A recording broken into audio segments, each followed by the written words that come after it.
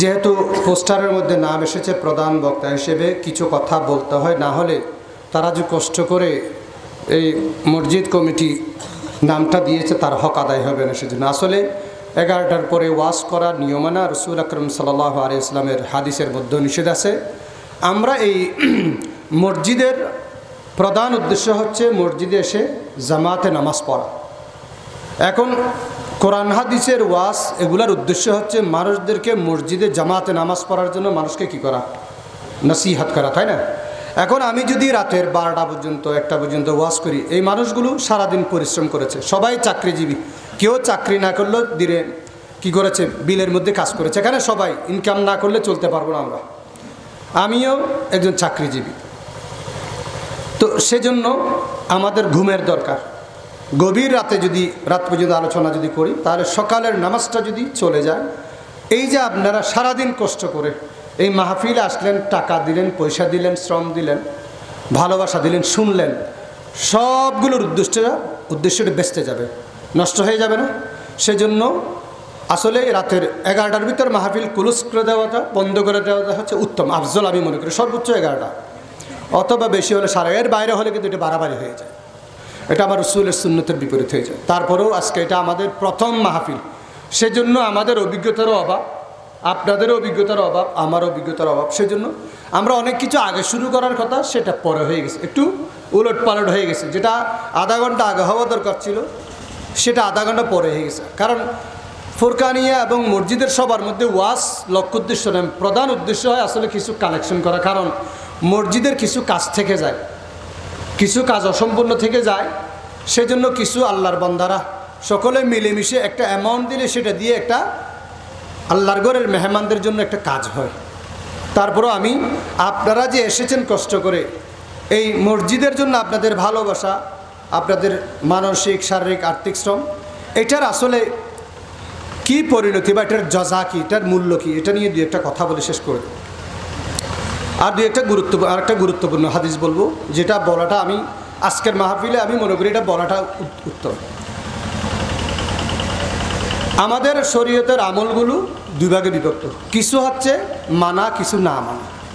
কিছু আমরা মানব, কিছু মানব না। মানার নামও আমলে সোয়ালে, না মানার নামও আবার আমলে সোয়ালে। এটা কোন ধরনের কথা? কিছু আমল আছে যেগুলো আপনাকে করতে হবে, করলে সওয়াব। নামাজ পড়তে হবে নাকি? নামাজ পড়তে হবে, রোজা রাখতে হবে, যাকাত আদায় করতে হবে, হজ করতে হবে।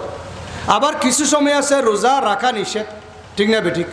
রোজা রাখলে সওয়াব, রোজা রাখলে গুনাহ। নামাজ পড়লে সওয়াব, আবার নামাজ না পড়াটাও সওয়াব। কি বলেন? এটা শুনছেন? নামাজ না পড়াটা, নামাজ পড়া যেমন সওয়াব, নামাজ না পড়াটাও সওয়াব।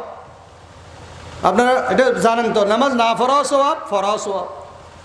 নামাজ সকালে বেল যখন, সূর্য যখন উঠে তখন নামাজ পড়া কি জায়েজ নাকি হারাম? সূর্য যখন উঠে তখন নামাজ পড়া জায়েজ না হারাম? তখন যদি নামাজ পড়েন হারাম হবে না।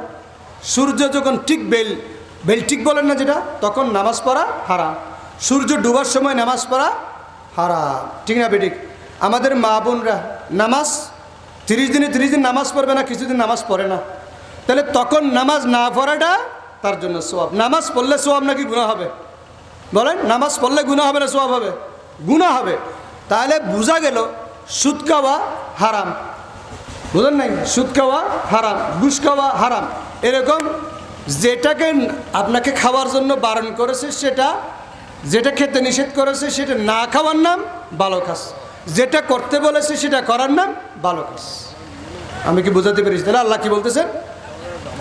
মান আমিলা সালিহাম মিন যাকারিন আও উনসা ওয়া হুয়া মুমিন ফালানুহয়িয়ান্নাহু।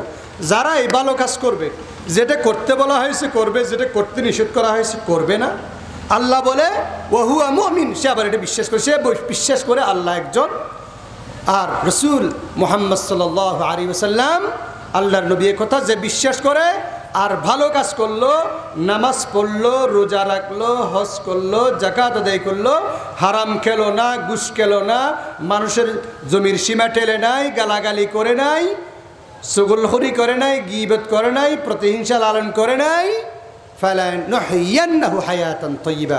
আল্লাহ বলতেছে পবিত্র কোরআনের মধ্যে সূরা নাহলের 97 নম্বর আয়াতের মধ্যে, আমার বান্দা আমি তোমাকে উত্তম জীবন দান করব। সকলে বলে আলহামদুলিল্লাহ। মুফাসসিরিনরা বলে উত্তম জীবন মানে কি? কয় তিনভাবে হতে পারে উত্তম জীবনটা, তিন জায়গায় হতে পারে। দুনিয়ার মধ্যে উত্তম জীবন, আবার কবরের জগতের মধ্যে উত্তম জীবন, আখিরাতের মধ্যে উত্তম জীবন মানে জান্নাত।